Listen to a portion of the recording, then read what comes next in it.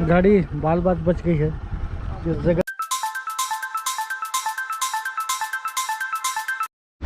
ये 35 किलोमीटर के डिस्टेंस में दूसरी काफ़ी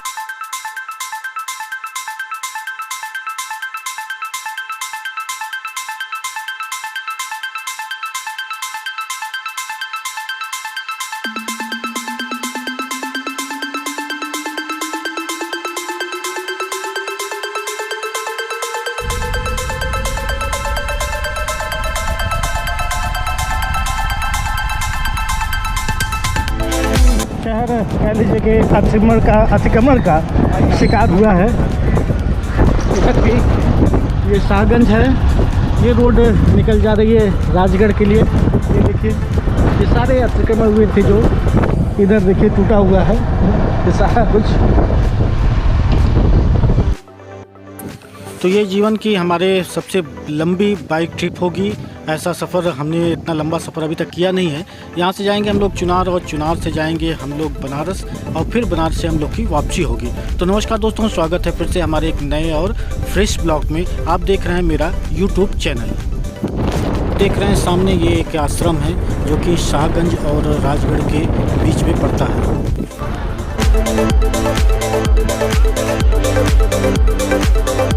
गाड़ी बाल बात बच गई है इस जगह से, ऐसे उतरी है, लग रहा नींद में थे। खासकर ये शादी विवाह का कार्यक्रम चल रहा है, लोग रात बिरात आना जाना करते हैं। और भैया बच गई ना जाओ।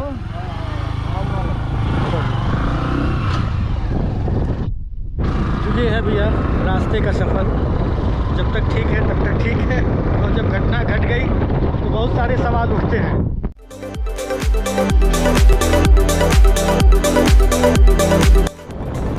तो अभी हम लोग राजगढ़ क्रॉस कर रहे हैं। राजगढ़ मार्केट को क्रॉस किए हैं। सामने रेलवे लाइन है कि चौपन से चुनार होते हुए मिर्ज़ापुर इलाहाबाद के लिए जाती है। ये पैदल चल रही है। जैसे ही हमने राजगढ़ क्रॉस किया उस समय ही ट्रकों की कतारों का हमको सामना करना पड़ा। बाद में जब पता चला कि आगे एक ट्रक का एक्सीडेंट हुआ जिसके कारण ये जाम लगा हुआ है।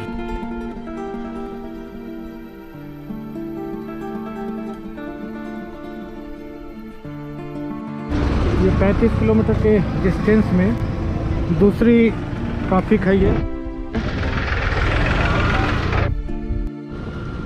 गर्मी से तो हाल बेहाल था, लेकिन जैसे जैसे हम लोग राजगढ़ से छत्तीसगढ़ होते हुए चुनार के लिए निकले तो रास्ते का जो सफ़र था, रास्ते का जो प्रकृति की जो अंदाज थे वो आँखों को सुकून देने लगे।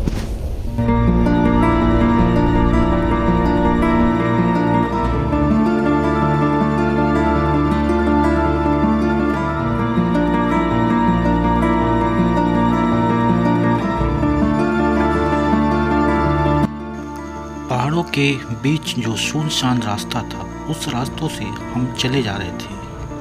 तभी याद आया कि इसी रास्ते में छत्तीसगढ़ पे बाबा अड़गड़ानंद का भी आश्रम है। ये आश्रम बहुत ही खूबसूरत है, लेकिन अभी तक मुझे जाने का मौका नहीं मिल पाया है। चलिए आपको भी बाहर से इस आश्रम के दर्शन कराते चलेंगे।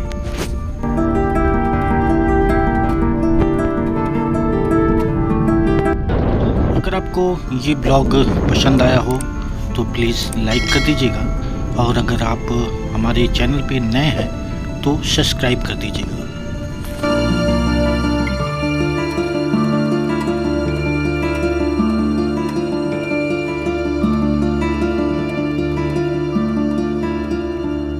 बाबा के चलते ये रोड इतनी अच्छी बन गई है क्या? हाँ, रोड तो बहुत खूबसूरत है। बस इधर से देखिए, इधर से आ रहे हैं। आप सामने जो ईंट की दीवार के पर देख रहे हैं घेराव, यही आश्रम का यहाँ से सीमा प्रारंभ हो जाती है और आगे चल कर के मेन गेट है। सामने ये आश्रम का प्रवेश द्वार है जो कि आप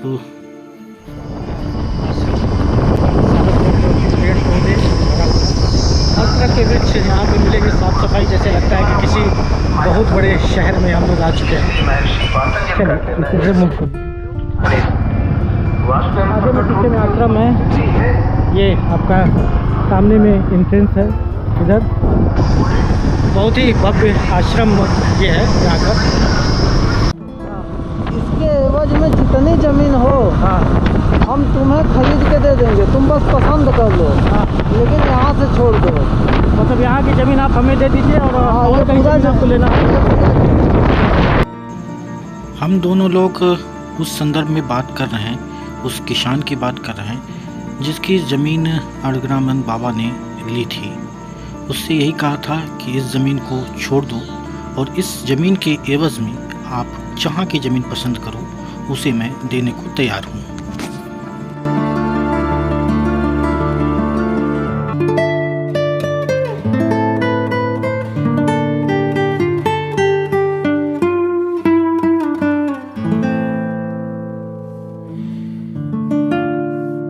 अब चुनार मात्र 3 किलोमीटर।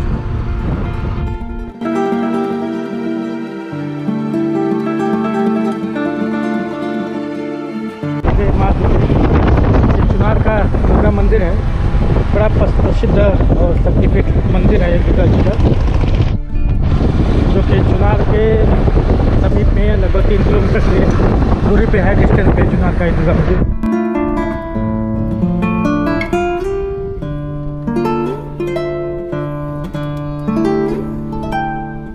मिर्जापुर वाराणसी रोड है। नहीं, ये तो रोड नहीं, हम बहुत ही खूबसूरत रोड बना है। हमको आए बहुत साल हो गए, लेकिन रोड हम देख रहे हैं कि ठीक ठाक बन गई है, लगभग 4 लेन रोड है।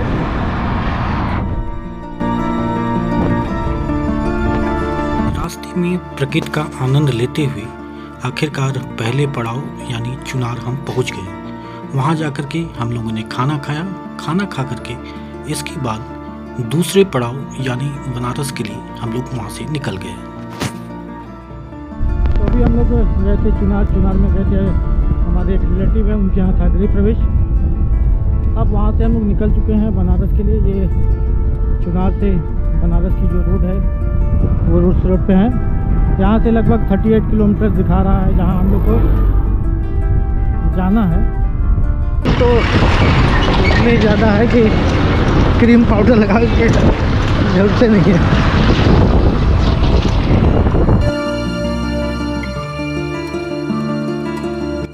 गूगल में सर्च किया जा रहा है, लोकेशन दिया जा रहा है, तो इस रोड को अननोन रोड दिखाया जा रहा है, जो कि ये 6 लेन रोड है और हाईवे रोड है। जय हो गूगल माता की। सफ़र का सिलसिला मेरा जारी था।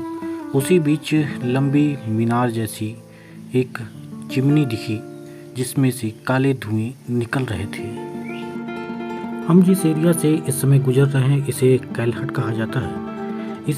इस एरिया में आपको ईंट के भट्टे ज़्यादातर आपको देखने को मिलेंगे।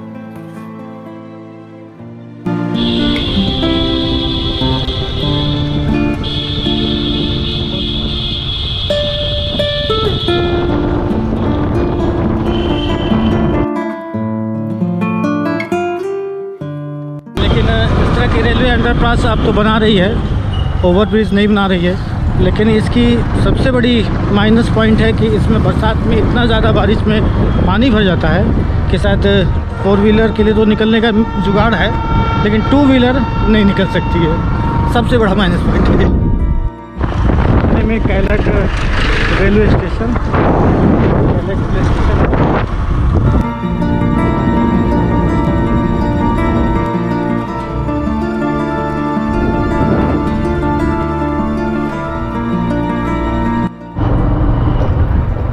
मैडम जी भी चली आ रही हैं इसी पीछे। ये आपका खूबसूरत दृश्य। जय गंगा मैया। जय गंगा मैया। का पुल है, का पुल यानी का को क्या डेफिनेशन करें हम आपको, कह लीजिए कि पाइप का बना हुआ पुल है, जो बंद पाइप होती है, टाइट पाइप होती है। बहुत डर लग रहा है। नीचे प्लेट्स लगी हुई हैं, इसलिए कि बालू में अगर बाइक तो चल या कोई भी साधन चल नहीं पाएगा, तो प्लेट्स लगा दिया गया है। ये है गंगा नदी, सामने जस्ट भगवान के डूबने का समय हो गया है। समय हो रहा है 6:24। खूबसूरत दृश्य। न इनके साथ हम आते न हम इस दृश्य से वाकिफ होते और न हम आप तक ये चीज़ पहुंचा पाते।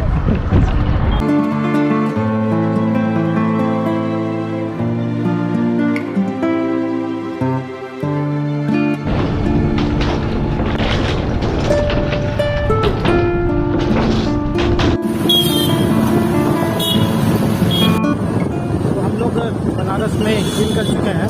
बनारस का ये चितईपुर चौराहा एरिया है और यहाँ से हम लोग को जाना है आशापुर। तो आज की शाम बनारस के नाम फिर से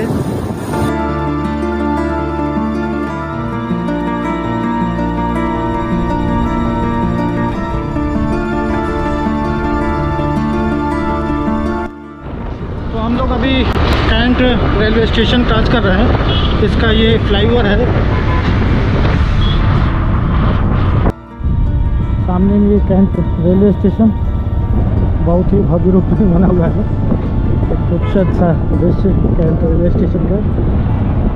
अब इसे नाम चेंज करके इसको वाराणसी कर दिया गया है।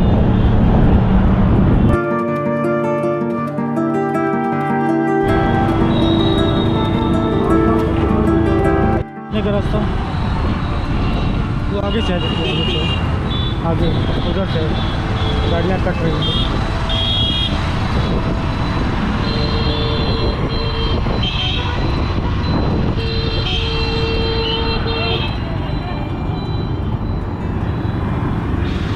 आशापुर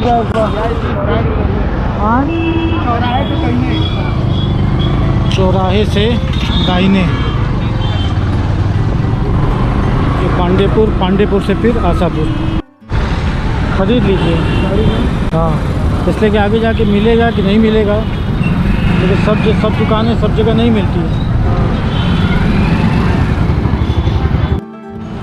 तो हम लोग इस समय पांडेपुर चौराहा पे हैं और यहाँ से भाई साहब को निमंत्रण के लिए कुछ एक साड़ी लेनी है, तो चलिए लेते हैं।